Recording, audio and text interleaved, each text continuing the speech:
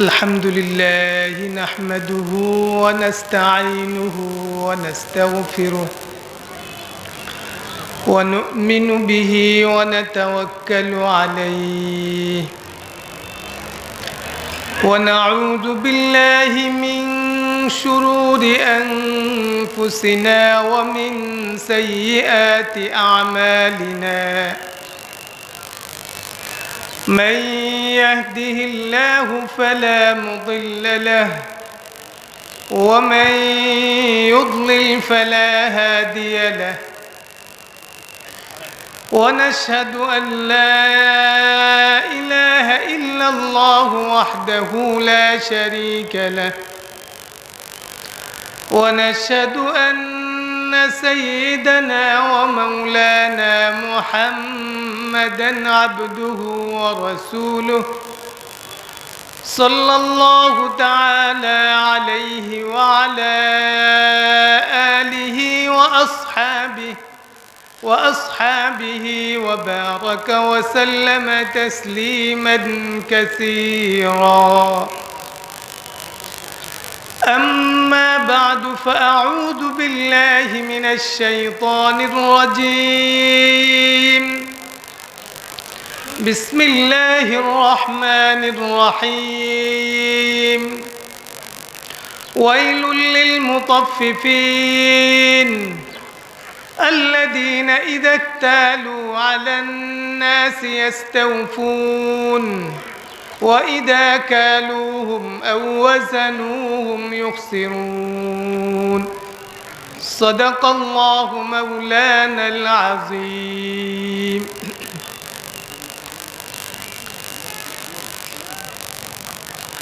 জামিয়া তাওয়াক্কুলিয়া রেঙ্গার শতবার্ষিকী ও দস্তারবন্দি মহাসম্মেলনের আজকের এই মজলিসের সভাপতি মোহতারাম উলামায়ে কেরাম, তোলাবায়ে আযম, আমার সম্মুখের প্রিয় মুসলিম ভাইয়েরা, আমি কোরআনুল কারীমের 3টি আয়াত তেলাওয়াত করেছি। এই আয়াতগুলোতে আল্লাহ তাআলা ইরশাদ করেন ওয়াইলুল লিল মুতাফফিফিন, মুতাফফিফিনদের জন্য আছে জাহান্নাম। মুতাফফিফিন কারা? আল্লাযীনা ইযা ইকতালু আলান নাসি ইস্তাওফুন, যারা মানুষের কাছ থেকে যখন কিছু মেপে নেয়, ইস্তাওফুন একবারে পরিপূর্ণ রূপেই মেপে নেয়, অর্থাৎ তাদের কোনো হক অধিকার কিছু পাওয়ার থাকলে কারো কাছ থেকে, তো সে পুরোপুরিভাবে এটা বুঝে নেয়। ওয়াইদা কালুহুম আও ওয়াজানুহুম, আর যখন কাউকে পরিমাপ করে দেয় বা কাউকে ওজন করে দেয়, ইউখসিরুন, তখন কমিয়ে দেয়, কম করে দেয়। অর্থাৎ নিজের অধিকার, নিজের হক উসুল করার ক্ষেত্রে সে পুরা মাত্রায় উসুল করে, আর মানুষকে যখন দেয়, মানুষের অধিকার যখন পরিশোধ করে, তখন মানুষকে কম করে দেয়, কমিয়ে দেয়। অর্থাৎ নিজের বেলায় পুরাটা আর অন্যের বেলায় হইল অর্ধেকটা বা অসম্পূর্ণটা। তো যাদের মধ্যে এই ধরনের স্বভাব আছে, আল্লাহ তাআলা বলছেন যে কিয়ামতের দিন তাদের জন্য দুর্ভোগ আছে, তাদের জন্য জাহান্নামের আগুন আছে। প্রিয় সুধীমণ্ডলী, আল্লাহ রসুলের একটা হাদিস শোনাচ্ছি। হযরত আব্দুল্লাহ ইবনে আমর ইবনুল আস রাদিয়াল্লাহু আনহু বর্ণনা করেন হাদিস, যে একদিন মসজিদে নববীতে আল্লাহর রসুল এবং সাহাবায়ে কেরাম বসে আছেন সালাতুদ দুহার সময়, এই সকাল 9টা, 8:30, 9টা, 9:30 এইরকম সময়ে আল্লাহর রসুল সাহাবীদেরকে নিয়ে বসে আছে। এই সময় আল্লাহ রসুল বললেন যে এখন তোমাদের সামনে একজন লোকের আগমন ঘটবে যিনি জান্নাতি, একজন জান্নাতি লোকের আগমন ঘটবে। সাহাবায়ে কেরাম সবার মধ্যে একটা কৌতূহল সৃষ্টি হইল, আল্লাহর রসুল জান্নাতি বলছেন, এই লোকটা কে? তো দেখার তাদের একটা কৌতূহল সৃষ্টি হলো। একটু পরেই দেখা গেল একজন সাহাবী, মদিনার একজন ভুলা ভালা সাধারণ একজন সাহাবী, তিনি আসতেছেন, অজু করছেন। তো অজুর পানি দাড়ি বেয়ে টপকে পড়ছে, আর বাম হাতে ওনার স্যান্ডেল। তো তিনি মসজিদে প্রবেশ করলেন, 2 রাকাত নামাজ পড়লেন এবং চলে গেলেন। দ্বিতীয় দিন একই সময়ে সাহাবায়ে কেরামকে নিয়ে আল্লাহর রসুল বসা আছেন। তা আল্লাহর রসুল এই দিনও বললেন যে এখন তোমাদের সামনে একজন জান্নাতি লোকের আগমন ঘটবে। তো সাহাবায়ে কেরাম অপেক্ষা করতে লাগলেন। দেখা গেল গত দিনের সাহাবী একই অবস্থায় আজকেও আসছেন, যে অজুর পানি দাড়ি থেকে ফোঁটা ফোঁটা ঝরছে আর বাম হাতে স্যান্ডেল। মসজিদে আসলেন, 2 রাকাত নামাজ পড়লেন, চলে গেলেন। তৃতীয় দিনও একই অবস্থায় আল্লাহ রাসূল বললেন যে এখন একজন জান্নাতি লোকের আগমন ঘটবে, এবং দেখা গেল একই সাহাবী একই অবস্থায় তিনি আসলেন, 2 রাকাত নামাজ পড়লেন, চলে গেলেন। তো তিনি যখন চলে যাচ্ছেন, আব্দুল্লাহ ইবনে ওমর ইবনুল আস, আমর ইবনুল আস রাদিয়াল্লাহু আনহুমা, তিনি বলেন যে আমার একটু জানার কৌতূহল হইল, যেই সাহাবী এমন কি আমল করেন যে আল্লাহর রাসূল পরপর 3 দিন তাকে জান্নাতি বললেন। তো তিনি যখন ওই সাহাবী চলে যাচ্ছেন, তো কাছে যেয়ে বললেন যে চাচা, আপনার সাথে একটু কথা ছিল। বলল বলো। তো তিনি বললেন যে চাচা, আমার আব্বার সাথে আমার একটু মন কষাকষি হয়েছে, আব্বা আমার উপর রাগ করেছেন। তো আমি নিয়ত করেছি যে আমি 3 দিন ঘরে যাব না, তো আমি আপনার সঙ্গে থাকতে চাই। তো তিনি বললেন যে খুব ভালো, কোনো অসুবিধা নেই, রাতে তুমি চলে আসবে। তো হযরত আব্দুল্লাহ ইবনে আমর ইবনুল আস রাদিয়াল্লাহু আনহু বলেন যে আমি 3 দিন এই সাহাবীর সঙ্গে থাকলাম। এই 3 দিনের মধ্যে আমি ওনার বিশেষ কোনো আমল দেখলাম না। বিশেষ আমল মানে ফরজ, ওয়াজিব, সুন্নতে মুআক্কাদা, এগুলো তো অবশ্যই বাধ্যতামূলক, এগুলো তো পালন করতেই হবে। এর বাহিরে অতিরিক্ত নফল ইবাদত, এটা আমি অতিরিক্ত তার কিছু দেখি নাই।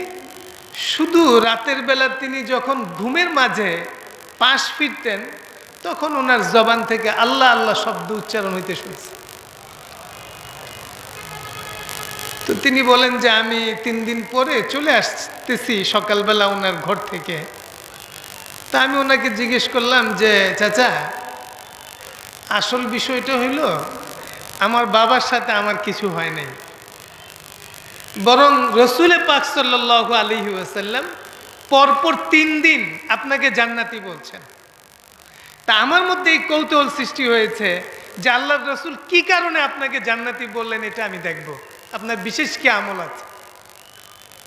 এই জন্য আমি আপনাকে এইভাবে বলে আপনার সঙ্গে আমি 3 দিন থাকলাম, কিন্তু আমি তো আপনার কোনো বিশেষ কোনো আমল দেখলাম না। তখন ওই সাহাবী বললেন, ওয়াল্লাহি মা হুয়া ইল্লা মা রাআইতা, আল্লাহর কসম, তুমি যা দেখছো আমার তাই, অতিরিক্ত কিছু নাই।